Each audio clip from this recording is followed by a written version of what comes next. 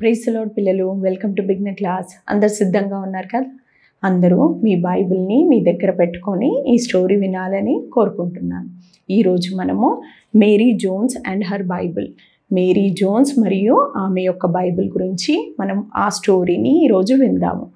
అయితే మనకి తెలిసినట్లుగా బైబిల్ చాలా భాషల్లో, ఇంకా అనేక భాషల్లో ప్రింట్ అయింది. ఈ విధంగా ఈ బైబిల్ని అనేక భాషల్లో ప్రింట్ కావడానికి ఎంతోమంది కష్టము, ప్రయాసం ఉంది. అయితే వారి వలె ఈ యొక్క బైబిల్ ట్రాన్స్లేట్ కావడానికి ఒక చిన్న పాప యొక్క ప్రయాస కూడా ఉంది. చిన్న పాప బైబిల్ ట్రాన్స్లేట్ కావడానికి ఎలా ప్రయాసపడిందో అనుకుంటున్నారా? అయితే చిన్న పిల్లలు, బలహీనులు, వారు ఏమీ చేయలేరు అని అనుకుంటున్నారా? అయితే మీ వయసు గల చిన్న పాప ఆమె ఈ బైబిల్ని ట్రాన్స్లేట్ కావడానికి, ఇప్పుడు మీ చేతిలో ఈ బైబిల్ ఉండడానికి, అనేక భాషల్లో బైబిల్ రావడానికి ఆమె యొక్క ప్రయాస ఎంతో ఉంది. అయితే అది ఎలా జరిగిందో మనము ఈరోజు ఈ యొక్క స్టోరీలో నేర్చుకుందాం. తనకంటూ బైబిల్ కలిగి ఉండాలని, ఇంకా దేవుని మీద ప్రేమను బట్టి తన సొంత బైబిల్ కలిగి ఉండాలనే ఆశతోని తాను ఆ యొక్క ఆశను బట్టి ప్రపంచమంతా బైబిల్ దొరకడానికి కారణమైంది ఈ యొక్క చిన్న బిడ్డ. ఆమె పేరు మేరీ జోన్స్. ఈ మేరీ జోన్స్ 1784 సంవత్సరంన డిసెంబర్ 16న జన్మించింది. అంటే 240 సంవత్సరాల క్రితం ఆమె ఈ భూమి మీద జన్మించింది. ఆమె తనకంటూ బైబిల్ ఉండాలనే ఆశ కలిగి, ఇంకా ఎంతో భక్తితో దేవుని యందు ప్రేమ కలిగి ఉండేది. అయితే ఈమె యొక్క తల్లిదండ్రులు వాళ్ళు చాలా పేదరికంలో ఉండేవారు. వారు చేనేత బట్టలు నేసేవారు, అంటే బట్టల్ని తయారు చేసేవాళ్ళు. ఈ విధంగా వారు బట్టల్ని తయారు చేస్తూ ఉండేవారు. వారు చాలా పేదరికంలో ఉండేవారు. అయినప్పటికీ వారు ఎప్పుడూ దేవుని యందు భయభక్తులు కలిగి ఎంతో శ్రద్ధతో దేవుణ్ణి ఆరాధించేవారు. వారు ఎంతో పేదరికంలో ఉన్నా కూడా దేవుణ్ణి ఎంతగానో ప్రేమిస్తూ వారు ఎంతో కష్టించేవారు. ఇంకా వారి యొక్క తండ్రి ఊరికే జబ్బు పడేవాడు, అంటే అనారోగ్యంగా ఉండేవాడు. అందుని బట్టి మేరీ యొక్క తల్లి ఆ యొక్క బట్టలు తయారు చేసే పనిలో సహాయం చేస్తూ ఉండేది. ఈ విధంగా వారి కుటుంబంలో, ఇంకా వారి తల్లిదండ్రులు ఇద్దరు ఈ విధంగా పనిచేస్తూ ఉండగా మేరీ తాను ఇంట్లో ఉన్న పనులన్నీ చేస్తూ ఎంతో సహాయకంగా తన తల్లిదండ్రులకు లోబడుతూ సహాయం చేస్తూ ఉండేది. కాబట్టి మేరీ ఉదయాన్నే లేచి ఇల్లు శుభ్రం చేసేది. తర్వాత వారికి ఉన్న కోళ్ళకు దాన వేసి, ఇంకా అవి పెట్టిన గుడ్లన్నీ వెతుకుతూ ఉండేది. ఆ విధంగా ఇంకా తన పనులు తాను చేసుకుంటూ ఉండేది. ఎందుకంటే ఆమె యొక్క తండ్రి ఆరోగ్యం బాగోలేదు కాబట్టి వారి యొక్క తల్లి అతనికి సహాయకరంగా వాళ్ళు బట్టలు తయారు చేస్తూ ఉండేవారు. కాబట్టి ఇంకా మేరీ అన్ని విషయాలు తాను చూసుకుంటూ తన తల్లిదండ్రులకు లోబడుతూ ఇంట్లో అన్ని పనులు చేస్తూ ఉండేది. ఈ విధంగా ఇంకా వారికి అక్కడ ఆదివారం ఆరాధన సాయంకాలం పూట జరిగేది. అయితే వారు అక్కడికి వెళ్ళడానికి ఆమె తన కోసం ఒక దీపమును తీసుకురావడానికి పక్కనున్న వారి ఇంటికి వెళ్ళి దీపము తీసుకురావడానికని వెళ్ళి, ఎందుకంటే ఆమెకి ఆరాధనకి వెళ్ళాలంటే ఎంతో ఇష్టం. ఇంకా వారితో కలిసి వారి తండ్రి రాలేకపోయేవాడు, ఎందుకంటే అతను అనారోగ్యంగా ఉన్న కారణం బట్టి. ఇంకా మేరీ వెళ్ళి తను ఈ విధంగా దీపాన్ని తీసుకొని ఇంటికి వస్తుంది. ఇంటికి వచ్చిన తర్వాత అప్పుడు మేరీ ఇంకా ఆమె యొక్క తల్లి ఇద్దరు కలిసి దూరంలో ఉన్న ఆ యొక్క చర్చికి వెళ్ళడానికి ఈ విధంగా సిద్ధపడి వెళ్తూ ఉన్నారు. ఆమెకి చర్చికి వెళ్ళాలని, దేవుని మాటలు వినాలని ఎంతో ఇష్టం ఉండేది. అక్కడికి వెళ్ళి కూడా దేవుని యొక్క దాసులు అక్కడ చెప్తున్న మాటలు, ఆ పాస్టర్ చెప్తున్న మాటలు ఎంతో శ్రద్ధగా వింటూ ఉండేది. ఇక్కడ చూడండి, దేవుని యొక్క మాటలు వినాలన్నా, బైబిల్లో నుంచి చెప్తున్న కథలు వినాలన్నా ఆమెకి ఎంతో శ్రద్ధ కలిగి ఎంతో ఇష్టపడేది. ఆ మాటలు ఒక్కటి కూడా మర్చిపోకుండా భద్రం చేసుకునేది. ఎందుకంటే అది ఇంటికి వెళ్ళి ఆమె యొక్క తండ్రితో పంచుకోవడానికి ఎంతో జాగ్రత్తగా వింటూ ఆ మాటల్ని భద్రం చేసుకొని ఇంకా తిరిగి వెళ్తూ ఉన్నారు.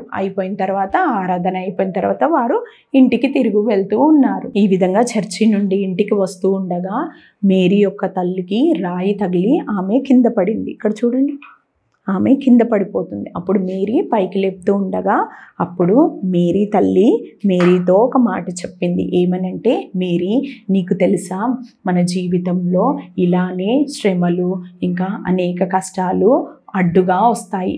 అప్పుడు మనం దాంట్లో పడిపోకుండా ఉండడానికి చీకట్లో వెలుగుగా మనకి వాక్యము కావాలి. ఆ వాక్యము దీపముగా మన జీవితంలో ఉండాలి అని మేరీ తల్లి ఆమెకు చెప్తుంది.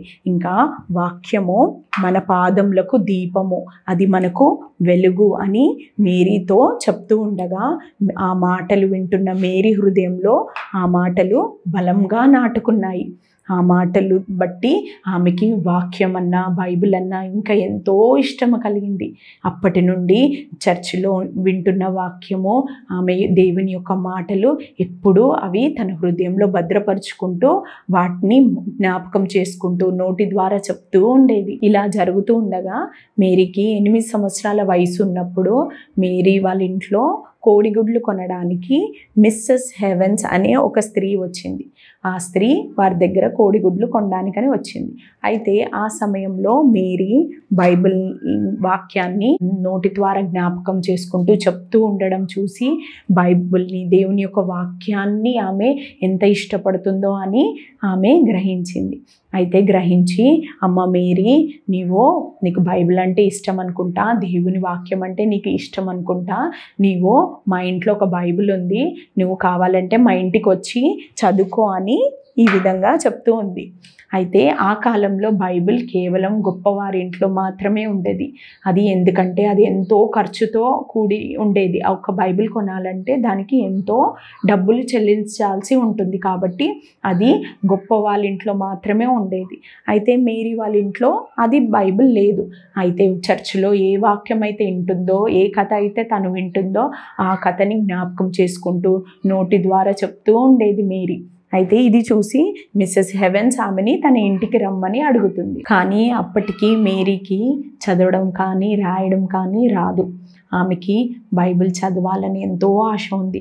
కానీ ఆమె చదువు నేర్చుకోవడానికి ఆమె దగ్గరలో స్కూల్ కానీ, కనీసం ఊరి దగ్గరలో అయినా తనకి స్కూల్ కానీ లేదు. ఎవరు నేర్పించే వాళ్ళు లేరు. కాబట్టి ఆమెకి చదవడం రాయడం రాదు. అయినప్పటికీ ఆమెకి బైబిల్ చదవాలనే ఆశ ఎంతో కలిగింది. అయితే ఒకరోజు దేవుని దగ్గర ఈ విధంగా ప్రార్థించింది. ఏమనంటే, దేవా, నాకు బైబిల్ చదవాలని ఆశ ఉంది, కానీ నాకు చదవడం రాదు. అయితే నేను విన్నాను, నీవు 2 రొట్టెలు 5 చేపలు 5,000 మందికి పంచిపెట్టావు, ఆకలితో ఉన్న వారికి పోషించావని నేను విన్నాను. దేవా, నాకు కూడా నా దగ్గర ఆశ మాత్రమే ఉంది, నాకు బైబిల్ చదవాలని ఆశ మాత్రమే ఉంది. ప్రభువా, నేను నీ మీద విశ్వాసం ఉంచుతున్నాను, నీవు నాకు సహాయం చేస్తావని నేను నమ్ముతున్నాను. నువ్వు ఎలాగైనా నాకు చదవడానికి నేర్పించు ప్రభువా అని దేవునికి ప్రార్థన చేసింది. మేరీ యొక్క ప్రార్థన 2 సంవత్సరాలుగా ప్రార్థన యొక్క ఫలితంగా దేవుడు ఆమెకి సహాయం చేశాడు. ఎలాగంటే, ఒకరోజు మిస్సెస్ హెవెన్స్ వారి ఇంటికి వస్తుంది. మేరీ వాళ్ళ ఇంటికి వచ్చి మేరీ వాళ్ళ తండ్రితో ఈ మిస్సెస్ హెవెన్ ఏమని చెప్పిందంటే, మన ఊరికి దగ్గరలో అంటే 3.5 కిలోమీటర్ల దూరంలో ఒక స్కూల్ని ఏర్పాటు చేస్తున్నారు అనే విషయాన్ని మేరీ యొక్క తండ్రితో చెప్తుంది. అప్పుడు మేరీని కూడా మీరు జాయిన్ చేయొచ్చు అని చెప్పి తను వెళ్ళిపోతుంది. తర్వాత మేరీ యొక్క తండ్రి మేరీని పిలుస్తాడు. మేరీని పిలిచి, నీకు ఒక సంతోషకరమైన వార్తను చెప్తున్నాను అని, మన ఊరికి దగ్గరలో 3.5 కిలోమీటర్ల దూరంలో ఒక స్కూల్ ఏర్పాటు జరిగింది అనే విషయాన్ని మేరీతో చెప్తూ ఉండగా మేరీ చెప్పలేని సంతోషం. ఎందుకంటే బైబిల్ చదవాలనే ఆశను బట్టి ఆమె స్కూల్ కొరకు ఎదురు చూస్తుంది కదా.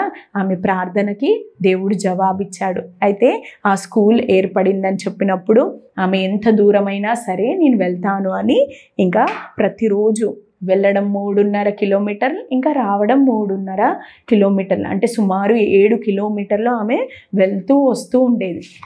ఆ విధంగా 8 నెలల్లోనే ఆమె చదవడం రాయడం నేర్చుకుంది. ఎందుకంటే బైబిల్ చదవాలనే ఆశను బట్టి ఆమె ఇంకా ఎంతో తొందరగా చదవడం రాయడం కూడా నేర్చుకుంది. ఒకరోజు మేరీ మిస్సెస్ హెవెన్ అనే ఆమె దగ్గరికి వెళ్తుంది.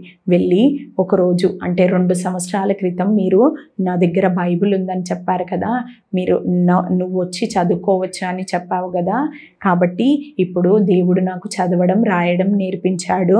నేను మీ ఇంటికి ప్రతి శనివారము బైబిల్ చదువుకోవడానికి రావచ్చా అని మేరీ ఆమెని అడుగుతుంది. అప్పుడు ఆమె సంతోషించి తప్పకుండా మేరీ నువ్వు రావచ్చు అని చెప్పి తన గదిలో ఉన్న బైబిల్ ఎక్కడ ఉందో అక్కడికి తీసుకొని వెళ్తుంది. చూడండి, ఇక్కడ బైబిల్ని చూపిస్తుంది. అప్పుడు తన ఎన్నడూ ముట్టలేదు కదా ఆమె బైబిల్ని, మొదటిసారిగా ఆ బైబిల్ని ఆమె ముట్టి దాన్ని పట్టుకొని చూసినప్పుడు ఆమె ఎంతో సంతోషించింది. ఆ బైబిల్ని చూసి ఇంకా దాంట్లో ఉన్న మాటల్ని చదువుతూ ఉంది. ఇంకా ఆమె ఆ యొక్క మిస్సెస్ హెవెన్ వాళ్ళ ఇల్లు ఇంకా మేరీ వాళ్ళ ఇంటి దూరం ఎంత అంటే అది కూడా రాను పోను 7 కిలోమీటర్లు. అయినప్పటికీ ఆ ప్రయాణంని ఆమె చూసుకొనకుండా ఆమెకి బైబిల్ చదవడానికి దేవుడు ఎంత ధన్యత ఇచ్చాడని సంతోషిస్తూ ఉండేది. ఇంకా దేవుని యొక్క వాక్యం చదువుతున్నప్పుడు ఆమెకి యేసయ్య ప్రేమను, ఆయన సిలువలో తన కొరకు చేసిన త్యాగమును ఆమె అదంతా చదువుతూ ఎంతో సంతోషించింది, ఎంతో దేవుని ప్రేమను గుర్తించింది. తర్వాత ఆ విధంగా చదువుతూ తను ఇంటికి వెళ్తూ ఉండగా ప్రతిరోజు నాకు కూడా ఆ బైబిల్, నాకంటూ ఒక సొంత బైబిల్ ఉంటే ఎంత బాగుండేది కదా, ప్రతిరోజు నేను ఆ వాక్యాన్ని చదువుకోవచ్చు. ఎందుకంటే ఈమె ఇప్పుడు వారానికి ఒకసారి మాత్రమే బైబిల్ చదవడానికి అవకాశం ఉంది. కానీ తనకంటూ సొంత బైబిల్ ఉంటే ప్రతిరోజు చదువుకోవచ్చు అనే ఆశ తనలో కలిగింది. నేను ప్రతిరోజు ప్రతి సమయం నేను ఎప్పుడు వాక్యం నేర్చుకోవచ్చు, చదవచ్చు, అప్పుడు దేవుని మాటలు నేను ఎంతగానో వినొచ్చు అనే ఆశ తను కలిగి ఉంటుంది. అప్పుడు దానిని బట్టి ఆమె దేవుణ్ణి ప్రార్థిస్తుంది. దేవా, నాకు ఒక బైబిల్ దయచే ప్రభువా, నాకంటూ ఒక సొంత బైబిల్ నేను కొనుక్కోవాలి, అది ఎలాగైనా దయచే ప్రభువా అని ప్రతిరోజు ఆ విధంగా ప్రార్థిస్తూ ఉండేది. ఒకరోజు మేరీ బైబిల్ చదవడానికి వెళ్ళి ఇంటికి ఆలస్యంగా తిరిగి వస్తుంది. అయితే వాళ్ళ ఇంట్లో వాళ్ళ తల్లిదండ్రులు ఎంతో కంగారు పడతారు, ఇంకా ఇంత ఆలస్యమైంది అని. అప్పుడు ఇంకా మేరీ ఇంటికి వచ్చేసిన తర్వాత మేరీ యొక్క తల్లిదండ్రులు ఎందుకు ఇంత ఆలస్యమైంది అని ఆమెను అడుగుతారు. అప్పుడు ఆమె ఎంతో సంతోషంతో వారి యొక్క తండ్రి దగ్గరికి వెళ్ళి, నాన్న, ఈరోజు నేను బైబిల్లో మత్తాయి గ్రంథంలో 7వ అధ్యాయము చదువుకొని వచ్చాను. అది యేసయ్య కొండ మీద ప్రసంగం. ఆ ప్రసంగాన్ని మొత్తము తన తండ్రితో చెప్పింది. ఆ బైబిల్లో 7వ మత్తాయి గ్రంథంలో, మత్తాయి పుస్తకంలో ఉన్న 7వ అధ్యాయంలో ఉన్న మాటలన్నీ తన తండ్రితో చెప్పింది. అప్పుడు చెప్తూ ఉండగా తను ఎంతో సంతోషంగా ఉంది. ఎందుకంటే దేవుని మాటలు తను వాళ్ళ తండ్రితో పంచుకోవడం అది తనకెంతో సంతోషంని కలిగించింది. ఆ తర్వాత వారి తండ్రితో ఒక మాట అడిగింది. ఏమని అంటే, నాన్న, నాకంటూ ఒక సొంత బైబిల్ ఉండాలి, దాని కొరకు ఎంత కష్టమైనా నేను చేస్తాను అని చెప్తుంది. అప్పుడు మేరీ యొక్క తల్లి, అది ఎంతో ఖరీదైనది, ఆ బైబిల్ దొరకడం అంటే అది సామాన్యమైన విషయం కాదు. ఎందుకంటే ఆ కాలంలో అనేక వేల భాషలు ఉన్నప్పటికీ కేవలం 67 భాషల్లో మాత్రమే బైబిల్ ఉంది. ఇంకా అది కేవలం పాస్టర్ల దగ్గర మాత్రమే ఉండేది బైబిల్. ఇంకా కొంతమంది ధనవంతుల దగ్గర మాత్రమే ఆ బైబిల్ ఉండేది. అయితే ఇప్పుడు మేరీ ఆ బైబిల్ని కొనాలంటే అది ఎంతో ఖర్చుతో కూడుకుంది. అయితే మేరీ తల్లిదండ్రులు చాలా పేదవాళ్ళు కదా, వాళ్ళకి కొనే స్తోమత లేదు, కాబట్టి అది మన వల్ల కాదు అని వారు చెప్తున్నప్పుడు ఆమె ఏమని చెప్తుందంటే, నేను ఎంతో కష్టపడతాను, నేను డబ్బులు కూడబెడతాను, అది దాని కొరకు 10 సంవత్సరాలు పట్టినా కూడా నేను డబ్బుల్ని కూడబెట్టి నేను ఆ బైబిల్ కొనడానికి డబ్బుల్ని కూడబెట్టి ఏ విధంగానైనాను నేను బైబిల్ కొనుక్కుంటాను, దాని కొరకు ఎంత కష్టమైనను నేను పడతాను అని ఆ రోజు నుండి తాను ఉదయాన్నే లేచి తన ఇంట్లో పనులన్నీ చేసుకొని తర్వాత అడవికి వెళ్ళి అడవిలో ఉన్న కట్టెలన్నీ ఏరుకొని అవి తీసుకొని ఇతరులకు అమ్మేది. తర్వాత వేరే వాళ్ళ ఇంట్లో పని చేసేది. తర్వాత వాళ్ళ ఇంట్లో ఉన్న కోళ్ళు ఉన్నాయి కదా, ఆ కోళ్ళ యొక్క గుడ్లను కూడా అమ్మేది, ఇంకా చిన్నపిల్లల్ని చూసుకునేది, ఇంకా అనేక పనులు చేస్తూ ఆ పనులను బట్టి వచ్చే డబ్బుల్ని ఈ విధంగా బైబిల్ కొనడానికి ఈ విధంగా కూడబెడుతూ ఉంది. చూడండి, తనకున్న ఆశ ఎంత గొప్పది కదా. ఆ బైబిల్ కోసం ఎంతో కష్టపడింది. 10 సంవత్సరాలైనా పర్లేదు, కానీ నేను ఏ విధంగానైనాను బైబిల్ని సంపాదించుకోవాలి, దేవుని యొక్క మాటల్ని నేను అవి ప్రతిరోజు చదవాలి అనే ఆశను బట్టి ఎంతో కష్టపడి ఆమె ఈ విధంగా డబ్బుల్ని సమకూరుస్తూ ఉంది. ఇలా 6 సంవత్సరాలు కష్టపడి, ఎంతో కష్టపడి ప్రయాసపడి అన్ని పనులు చేసి ఆమె పైసా కూడబెట్టి బైబిల్కి కావలసిన పైసల్ని, డబ్బుల్ని సమకూర్చింది. చూడండి, ఈ విధంగా సమకూర్చుకొని ఇంకా ఇప్పుడు ఆమెకి బైబిల్ కొనాలనే ఆశతోనే కదా ఇన్ని సంవత్సరాలు ఎంతో కష్టమైన చిన్న వయసు నుంచి ఎంతో ప్రయాసపడింది కదా. అయితే చివరికి ఆ డబ్బులు సమకూర్చుకున్న తర్వాత ఆమె యొక్క తండ్రి దగ్గరికి వెళ్ళి ఆమెకి ఇప్పుడు బైబిల్ కొనుక్కోవాలి కదా, అయితే అది ఎక్కడ దొరుకుతుందని ఆమె తన తండ్రిని అడుగుతుంది. అప్పుడు ఆమె యొక్క తండ్రి, బైబిల్ కొనాలంటే అది ఎక్కడ దొరుకుతుందో మనకు తెలుసుకోవాలంటే నువ్వు పాస్టర్ దగ్గరికి వెళ్ళి అడుగు అని చెప్తాడు. అప్పుడు వెంటనే ఆమె పాస్టర్ దగ్గరికి పరిగెత్తి వెళ్తుంది. వెళ్ళిన తర్వాత నేను ఒక బైబిల్ కొనుక్కోవాలి, అది ఎక్కడ దొరుకుతుందని పాస్టర్ని అడుగుతుంది. అప్పుడు పాస్టర్ అంటాడు, బైబిల్ మన యొక్క చుట్టుపక్కల ఎక్కడ అమ్మబడదు, అది ఎంతో దూరంలో అది అమ్మబడుతుంది, అది కేవలం థామస్ చార్లెస్ దగ్గరనే ఉంటుంది, అతను ఉండేది బాలా అనే ప్రాంతం, అది ఎంతో దూరమైన ప్రాంతం, ఇప్పుడు వీళ్ళు ఉంటున్న ప్రాంతం ఇది, ఇక్కడ నుండి వీళ్ళు బైబిల్ కొనాలంటే ఇక్కడి వరకు వెళ్ళాలి, అంటే అది 42 కిలోమీటర్ల ప్రయాణం అది. అయితే అక్కడ థామస్ చార్లెస్ అతని దగ్గర బైబిల్ దొరుకుతుంది. మొదట అతని దగ్గరికి వెళ్ళకంటే ముందు ఫస్ట్ ఈమె ఎడ్వర్డ్ అనే ఒక వ్యక్తి అక్కడ ఉంటాడు, అతని దగ్గరికి వెళ్తే అతను ఆ యొక్క థామస్ చార్లెస్ దగ్గరికి తీసుకొని వెళ్తాడు అని పాస్టర్ చెప్తాడు. అప్పుడు ఆ మాట విని ఇంకా ఆమె ఆలోచించుకుంటూ ఇంటికి బయలుదేరుతుంది. ఇప్పుడు బైబిల్ని ఎలాగైనా తీసుకోవాలి అనే ఆశతోని ఆమె ఇంటికి వెళ్తూ ఉంది. ఆ సమయంలో ఆమెకి 16 సంవత్సరాల వయసు కదా. అయితే ఆమె ఇంటికి వెళ్తూ ఉండగా ఇప్పుడు బైబిల్ని కొనాలి అని అంటే 42 కిలోమీటర్లకు వెళ్ళాలి కదా. అయితే అలా వెళ్ళాలంటే ఆమెకి తోడుగా తన తల్లిదండ్రులు ఆమెతో కూడా రావాలి, కానీ వాళ్ళ తల్లిదండ్రులకి ఆరోగ్యం బాగలేదు, అంత దూరం ఆమెతో కూడా రాలేరు.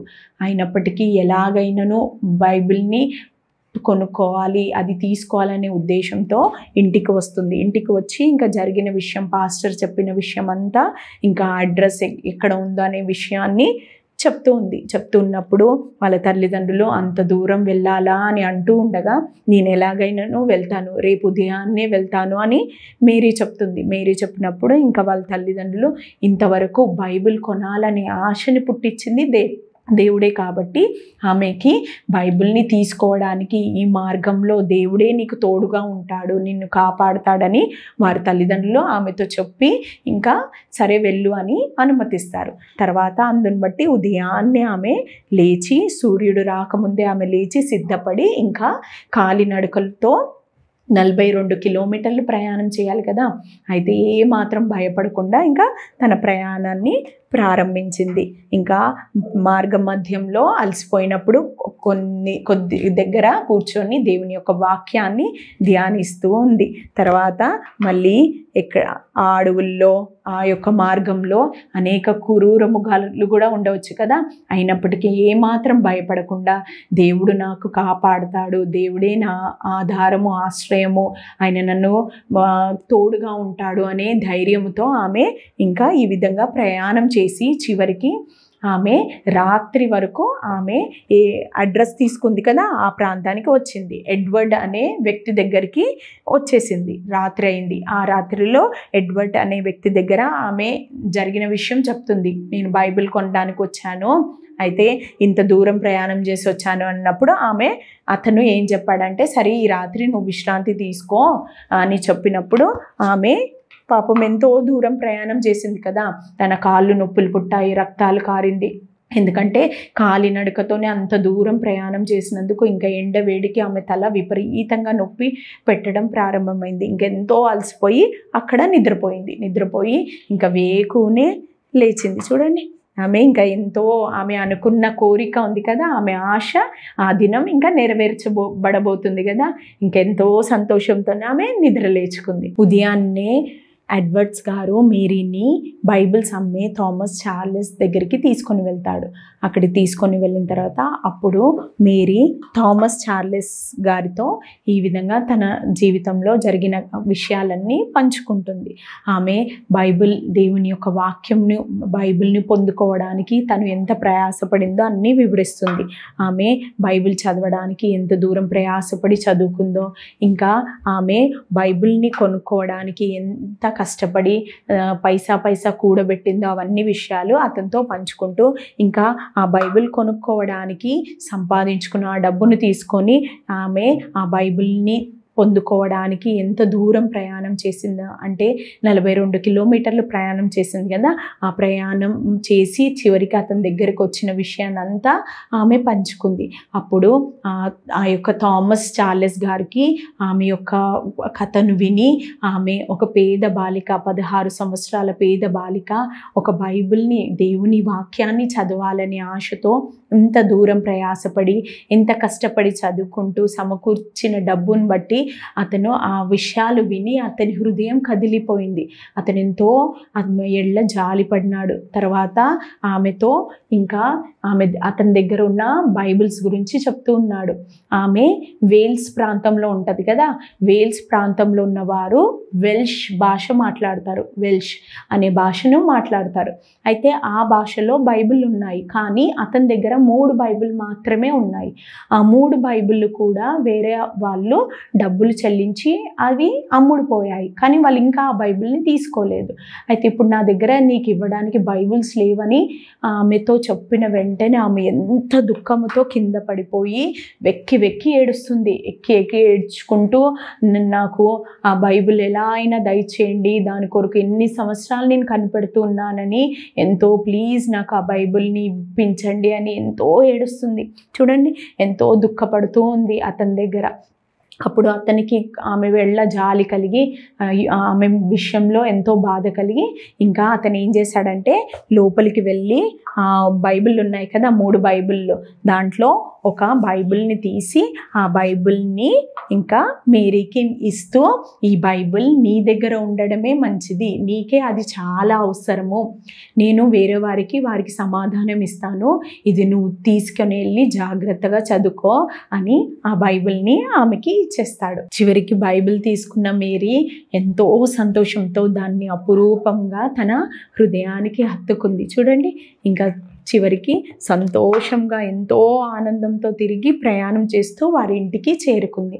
వారి ఇంటికి చేరుకున్నప్పటికీ ఆమెకి శరీరంలో ఎంతో నొప్పి, బాధ ఉన్నా కూడా అదంతా మర్చిపోయి ఆ బైబిల్ దొరికిందని సంతోషంతో వారి ఇంటికి వచ్చి వాళ్ళ ఇంట్లో ఉన్న తల్లిదండ్రులను చూసి వాళ్ళకి జరిగిన కథ అంతా వివరించిన తర్వాత వాళ్ళు ఎంతో సంతోషించి దేవుణ్ణి ఎంతగానో స్తుతించారు. అయితే కథ ఇంతటితో ఆగిపోలేదు. మేరీని చూసిన థామస్ చార్లెస్ ఆయన ఆమె యొక్క సాక్ష్యాన్ని, ఆమె జీవితాన్ని, ఆమె దేవుని వాక్యం కొరకు పడిన ప్రయాసాన్ని చూసి ఎంతో ప్రభావితం చెంది అతను అక్కడ ఉన్న ఆ ప్రాంతంలో, ఆ దేశంలో అందరికీ ఆమెను గురించి బైబిల్ అందరికీ అందుబాటు చెందాలనే ఉద్దేశంతో ఆయన ప్రచారం ప్రారంభించాడు. ఇంకా అనేకులకి మేరీ యొక్క సాక్ష్యాన్ని పంచుకున్నాడు. ఆ యొక్క మేరీ యొక్క సాక్ష్యంను విని అందరికీ బైబిల్ అందాలి, ప్రపంచమంతా బైబిల్ అందుబాటులో ఉండాలనే ఉద్దేశంతో అన్ని భాషల్లో, ఇంకా ఆ కాలంలో వేల్స్లోనే కాకుండా అన్ని భాషల్లో కూడా బైబిల్ అందుబాటులో ఉండాలని అక్కడ వాళ్ళు ఫారెన్ బైబిల్ సొసైటీ, ఒక సొసైటీని ఏర్పాటు చేశారు. ఆ సొసైటీకి అనేకులు విరాళాలు, అంటే వాళ్ళు ఫండ్స్ ఇవ్వడం ప్రారంభించారు. మేరీ యొక్క సాక్ష్యాన్ని విన్న ప్రతి ఒక్కరూ ప్రేరేపింపబడి బైబిల్స్ అందరికీ అందుబాటులో ఉండాలి, ఎందుకంటే దాని యొక్క ప్రింటింగ్కి ఇంకా అది అన్ని భాషల్లో తర్జుమా చేయడానికి ఎంతో ఖర్చుతో కూడుకొని ఉంటుంది కదా. అయితే ఈ బైబిల్ సొసైటీ వాళ్ళు అక్కడ ప్రింట్ చేయడం, భాషని తర్జుమా చేయడం చేస్తారు. అయితే వారికి విరాళాలుగా అంటే మనీ ఇవ్వడం బట్టి అది యొక్క బైబిల్ అందరికీ అందుబాటులో చెందడం జరుగుతుంది. ఆ విధంగా మన దేశంలో కూడా మన భాషలో కూడా బైబిల్ అందుబాటులో చెందడానికి మన దగ్గర కూడా బైబిల్ సొసైటీ ఆఫ్ ఇండియా ఉంది. అది బెంగళూరులో ఉంది.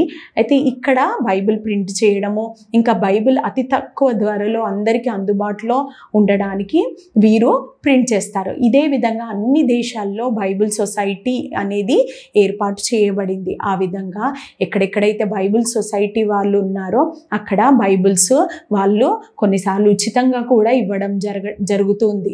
ఈ విధంగా బైబిల్ ఈనాడు చూస్తే అందరి దగ్గర ఉంది కదా. దానికి కారణం మేరీ జోన్స్ యొక్క ప్రయాసము కదా. చూడండి పిల్లలు, మీ బైబిల్లో ఫస్ట్ పేజ్లో ఈ విధంగా ఉంటుంది, బైబిల్ సొసైటీ ఆఫ్ ఇండియా. అది మీ అందరి దగ్గర బైబిల్ ఉన్నాయి కదా, దాన్ని తెరిచి చూడండి. ఈ విధంగా బైబిల్ సొసైటీ ఆఫ్ ఇండియా.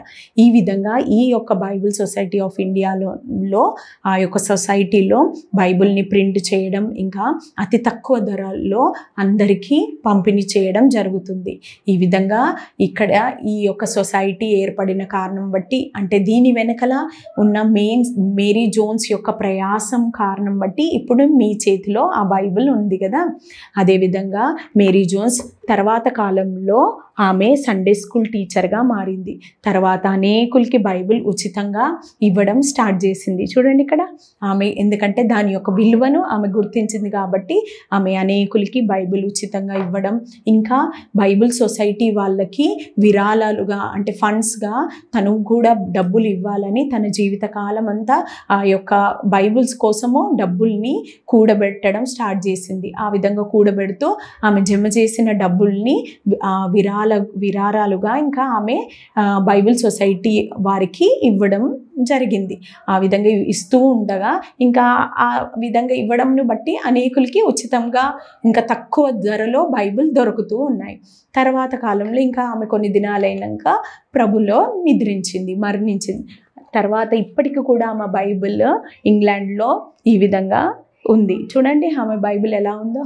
ఆమె బైబిల్ ఇప్పటికీ దాన్ని ఆ విధంగానే భద్రం చేశారు. ఆమె యొక్క సమాధి మీద కూడా ఒక బైబిల్ని గుర్తుగా దాన్ని దింపారు.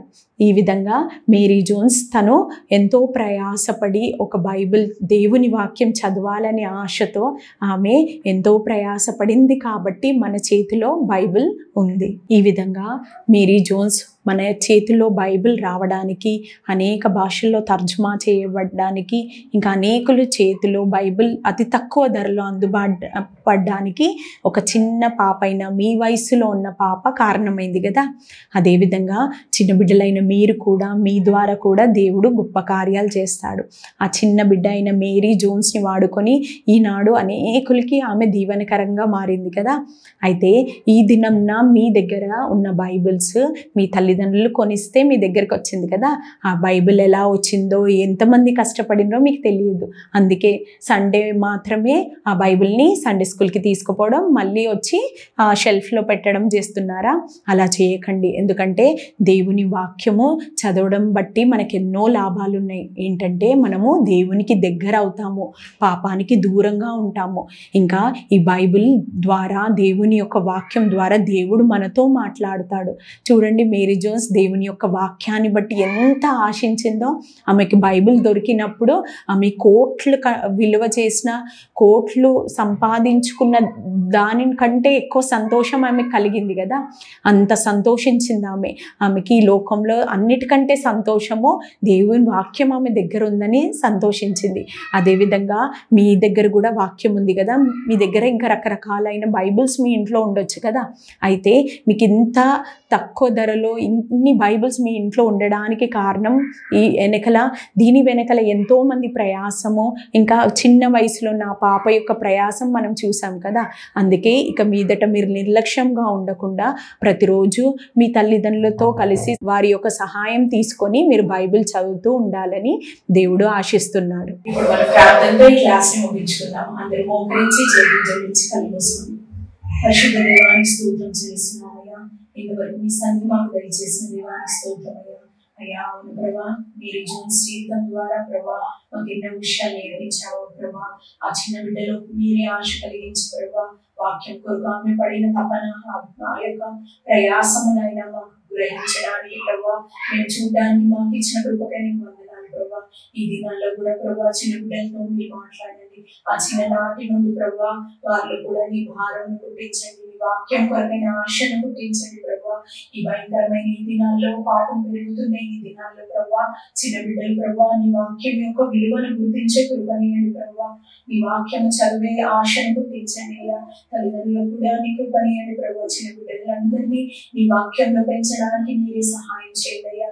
మీరు మాకు ఇచ్చిన కృప, మాకు ఇంత కృపగా ప్రభా ఇంత అందుబాటులో నీ వాక్యం దొరకడం ప్రభా మా యొక్క ధన్యత ప్రభా. ఆ ధన్యతను మేము నిర్లక్ష్యపరచకుండా ఆ వాక్యాన్ని చదివే భాగ్యాన్ని, ఆ వాక్యానుసారంగా జీవించే కృపని చిన్న బిడ్డలకు అందరికీ ఈ దినాల్లో చిన్న బిడ్డలందరినీ వాడుకోమని యేసు పరిశుద్ధ నామములో వేడుకుంటున్నాము తండ్రి. ఆమేన్.